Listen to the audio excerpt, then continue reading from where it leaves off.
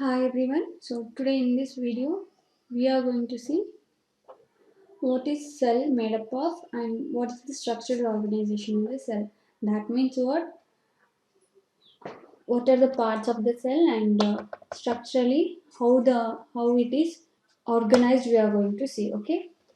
So we saw above that the cell has special components called organelles. So as I said earlier, the parts of the cell we are going to call it as what? Organelles, right? The parts of the cells we are going to call it as organelles.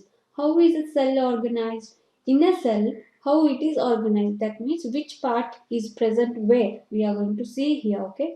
If we study a cell under a microscope, so you all know that we cannot see a cell directly, right? We are going to see the cell only in the microscope. Okay, so we would come across three features every cell. So mainly if we observe cell under microscope, we are going to see three most important parts of the cell or three most important organelles of the cell. So what are those? First, plasma membrane, second, nucleus, and third is cytoplasm. So mainly we are going to see these three parts in a cell if we see under the microscope. All activities inside the cell and interactions of the cell with its environment are possible due to these features only. So, if first you have to remember cell, and cell is having three main parts. So it is having many parts, but you have to remember these are three main parts we can say: plasma membrane, nucleus, and cytoplasm. So all the activities are controlled or done by these three things only, these three organelles only. So first we'll go for the plasma membrane, or it is also called as cell membrane. So for plasma membrane we are going to call it as cell membrane also. Plasma membrane and cell membrane both are same. Got it? So let us go for this plasma membrane. This is the outermost covering of the cell that separates the contents of the cell from its external environment. The plasma membrane allows or permits the entry and exit of some materials in and out of the cell. So here we are having skin, right? Just for the understanding purpose to you, let me say we are having skin. Okay, skin is the outer covering of the human body or any other animal, right? So in the same way, plasma membrane or the cell membrane is the outer covering of the cell. Got it? So this is the outermost covering of the cell that separates the contents of the cell. That means what? Our skin is going to cover our bones, muscles, body, other organs which are present in our body, right? In the same way, plasma membrane is going to cover the cell parts, okay, from the external environment, that is nothing but outside environment. Okay, the plasma membrane allows or permits the entry and exit of some materials in and out of the cell. So we can say it is the border line. So what the border army people, what they are going to do, they are going to allow or they are not going to allow few things in and outside, right? In the same way, this plasma membrane allows some things to enter into the cell and some things not to enter into the cell. Got it? It also prevents movement of some other materials. That means what? In cell few parts will be there or few things will be there. That thing is not going to get outside unless and until this plasma membrane gives permission like that. Okay, so it also prevents movement of some other materials. The cell membrane therefore is called a selectively permeable membrane. Selectively permeable membrane. So you have to remember this point. Selectively permeable membrane. Selectively permeable membrane is, permeable means what? Allows. Permeable means allows. Selectively permeable membrane means it allows only the selected things in the cell. Got it? The cell membrane or plasma membrane is going to allow only the selected things into the cell, we can say. So selectively permeable membrane. So you have to remember few points regarding plasma membrane. Plasma membrane or cell membrane is nothing but same. It is the outermost covering of the cell. This point you are going to remember. And it is a selectively permeable membrane. These are the two things you have to remember regarding plasma membrane. Next, how does the movement of the substances takes place into the cell? So, as I said, plasma membrane or cell membrane is going to allow something into the cell. How it is going to happen? We are going to see. Move out of the cell or move inside the cell, we are going to see here. Some substances like carbon dioxide or oxygen can move across the cell membrane by a process called as diffusion. So here, with the help of the process called as diffusion, diffusion is nothing but movement of particles from high concentration to lower concentration.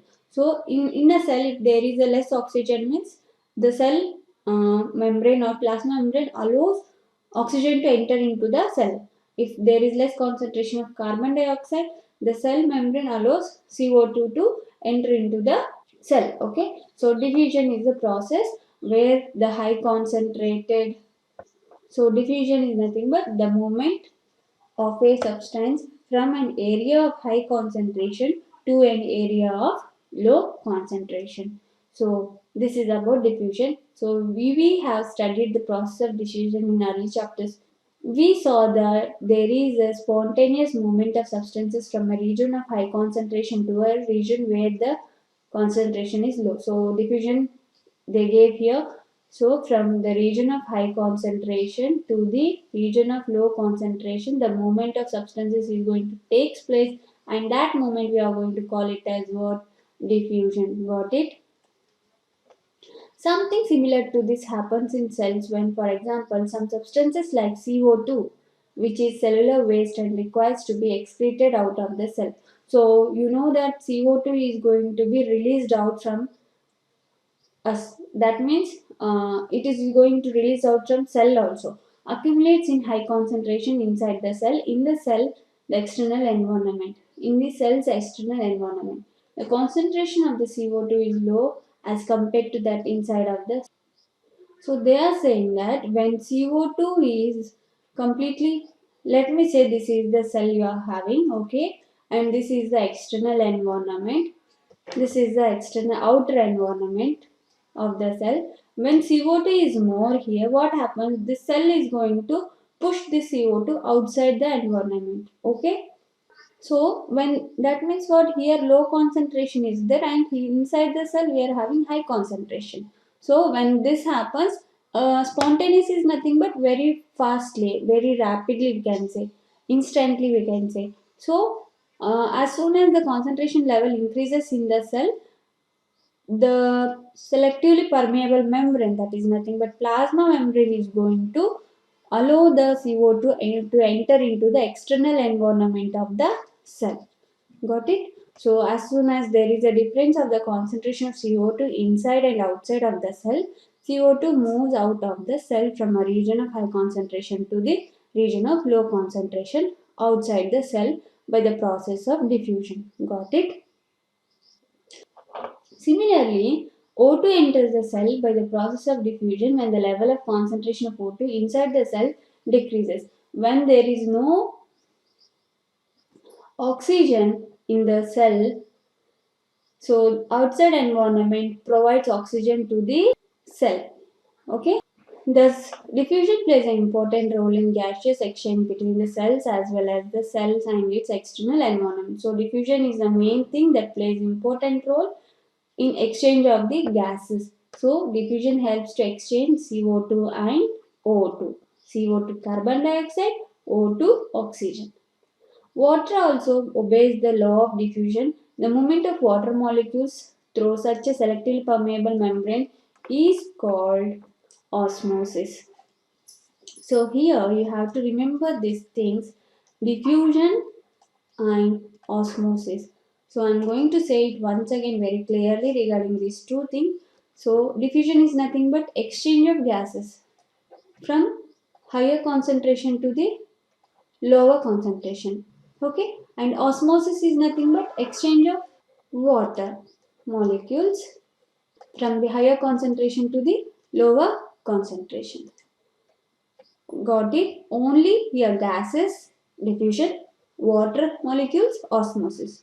Process will be same, but here gases and here water molecules. So the movement of water across the plasma membrane is also affected by the amount of substance dissolved in water.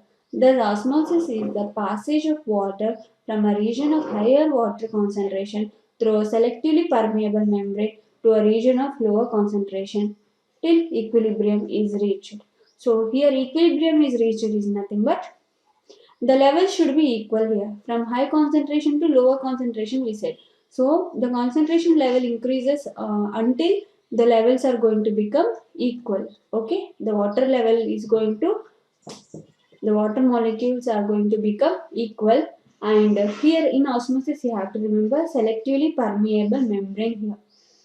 Got it? If anyone asks you the definition of osmosis, you are going to say this: the passage of water from a region of higher concentration through a selectively permeable membrane to a region of lower water concentration till equilibrium is reached is called as what? Osmosis. So if you have any doubts regarding diffusion and osmosis, you can comment me so that I am going to answer your question. So what will happen if we put an animal cell or a plant cell into a solution of sugar or a salt in water? So they are asking what happens if we put an animal cell or a plant cell into a solution of sugar or salt in water.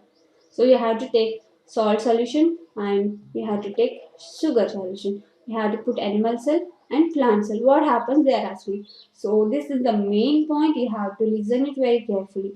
One of the following three things could happen. First thing, what it is, if the medium surrounding the cell has higher water concentration than the cell, meaning that the outside solution is very dilute, the cell will gain water by osmosis. Such a solution is known as hypotonic solution. So here, if we have taken the plant cell or animal cell into the sugar or salt solution, what happens? If the outer medium, okay, if the outer medium surrounding the cell has a higher water concentration than the cell, so if I have taken the cell which is not having more water in it, then what happens to the cell? The cell is going to take the water from the container or the glass. Got it? So that means what? Water is more in the glass and water is less in the cell. Then what happens? The cell is going to take the water from the glass and with the help of the osmosis process only. And such a solution is known as what? Hypotonic solution. Hypotonic solution is nothing but where the water level is more. Water molecules are free to pass across the cell membrane in both directions, but more water will come into the cell than will leave. The net result is water enters the cell is likely to swell up.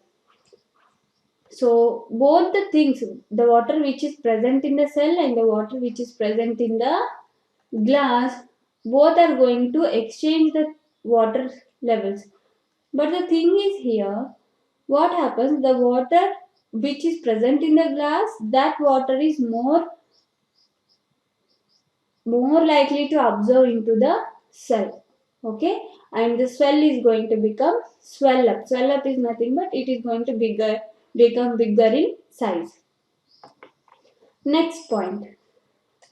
If the medium has exactly the same water concentration as the cell, there will be no net movement of water across the cell membrane. Such a solution is known as isotonic solution. Hypo means where water will be more, where the medium is having more water level. So if I have taken a glass again, a cell again containing water, if I put the cell into the water, what happens? The cell is not going to take any water into it, and the water which is present in the glass is also not increasing in little amount. Then what happens? That means what? The water level present in the cell and in the glass. Here water level is nothing but the concentration of the water, okay? The sugar or the salt. The concentration will be same, means what happens? The cell is not going to take any water, or it is not going to leave any water to the container. So then we are going to call that kind of solution as the isotonic solution, where the water concentration is equal. That kind of solution we are going to call it as what? Isotonic solution. Hypotonic, where water concentration is more. Isotonic, where water concentration is equal. Water crosses the cell membrane in both directions, but the amount going in is same as amount going out. Okay, so there is no overall movement of water. The cell will stay in same size, and the size of the cell is also is going to be same in size. Third point: if the medium has a lower concentration of water, then the cell, meaning that is very concentrated solution, the cell will lose water by the osmosis. Such a solution is known as hypertonic solution. So the same thing again, I have taken a container, water and a cell. Okay, so now if this container or this glass or this water is less concentrated, okay, less concentrated, and the cell is high concentrated, what happens? The water which is present in the cell, that water is going to enter into the solution, and that solution we are going to call it as what? Hypertonic solution, where the cell is going to lose water here. In first once again I'm going to clear the things here.